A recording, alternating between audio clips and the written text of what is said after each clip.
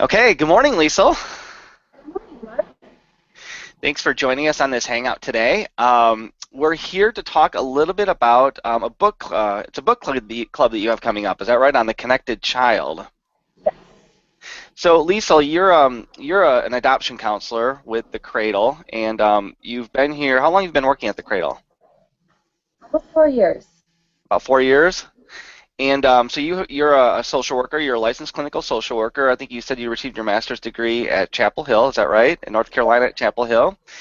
Can you tell us a little bit about what you did prior to coming to the Cradle and what you do now here at the Cradle? Before coming to the Cradle, I worked for Children's Home Society of North Carolina as a post-adoption therapist and also working with foster care and adoption. So preparing families for adoption and helping families after they've adopted. A lot of the kids I worked with were adopted out of foster care or internationally, and a lot of them domestically as infants as well. Awesome. And then so here at the Cradle, kind of what are your primary roles? I know you do a few different things here, but what are your primary responsibilities here at the Cradle? So previously I worked on the expectant parent team working with birth parents who are considering adoption for their children, but now I work primarily post-adoption with families who have adopted children, whether that's domestically, internationally. We can work with any family who is adopted, no matter where they were adopted from, even if they weren't adopted through the Cradle. That's awesome. So this book club that you have coming up, I think this is the first time that we've done a book club. Is that right? This is so creative. Yes, it is. And the book is The Connected Child. Do you mind telling me a little bit about the book and kind of your thoughts on it? I'll show it to you right here. Here's The Connected Child. This book was written by Dr. Purvis, Dr. Karen Purvis, and Dr. David Cross out of Texas Christian University in Texas. Both have a passion for research and around adoption and helping families who have adopted, specifically kids from really hard backgrounds, so kids with trauma, abuse, and neglect in their histories.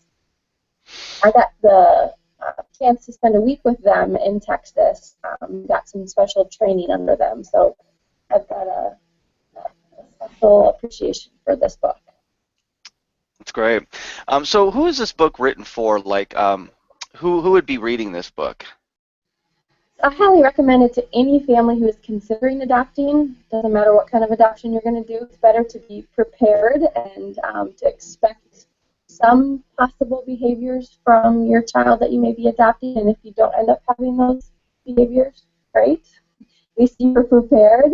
I also think it's a great book for professionals who are working in the field of foster care, adoption, child welfare, and also families who have already adopted and are really needing some advice and help for the kids who are displaying some difficult behaviors. I think I'm having a little bit of my video kind of went out a little bit, but I think you can still hear me. Is that right? Correct. Okay. So tell me a little bit more about the authors. Who are the authors of the book? Dr. Karen Purvis. She is a researcher. She has her PhD at Texas Christian University. She has lots of personal and professional experience with kids from really hard backgrounds, kids out of foster care, kids who have experienced severe neglect and abuse. And then Dr. David Cross also has a PhD, and he has a lot of personal and professional experience as well. And then I believe Wendy Line Sunshine is one of the editors of the book. I don't know much about her. Are you still there? I am still here. Yes, I'm having a little bit of a issue with my camera, so I'm trying to fix it, but I'm still listening. Yes. Okay. So again, this book, I think it's a great book that for families who are really in a hard place right now with dealing with very difficult behaviors from their child who may be adopted, it's a good book that can bring a lot of hope and potential healing to the family. And it's a really easy read, so that's why I think it's a good book for anybody in the child welfare field to read. Yeah, you talked about children with hard starts or rough starts, dealing with different issues, and I think you talked about attachment is something that they talk a lot about in this book. It seems like for kids that have difficulty attaching, does it ever get better? I mean, can it? What are things that I mean? Do they talk a little bit about that in the book?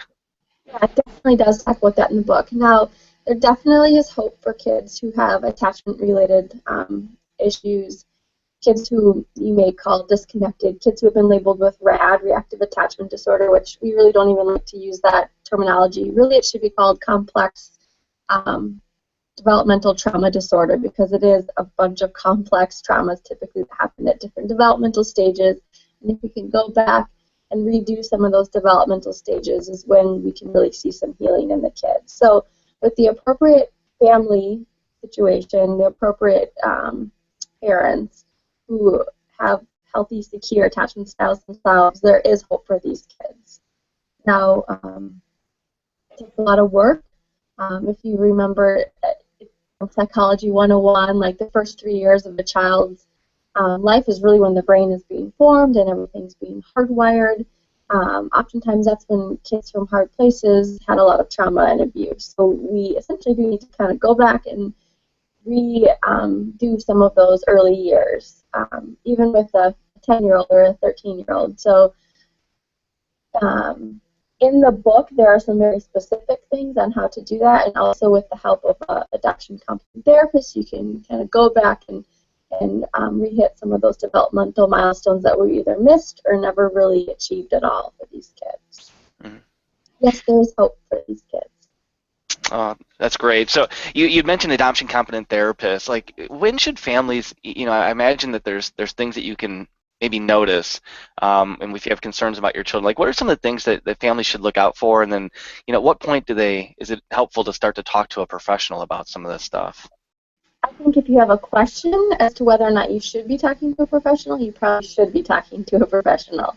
That's a good sign. If your gut is saying, maybe we should talk to a counselor or a therapist, that's a great time. At the Cradle, you can always just give us a call and do a session over the phone, or you can do a one-time kind of drop-in, as we call it, just to kind of see where you're at and to see if there is something more that you could be trying or doing. And that doesn't commit you to long-term counseling or therapy.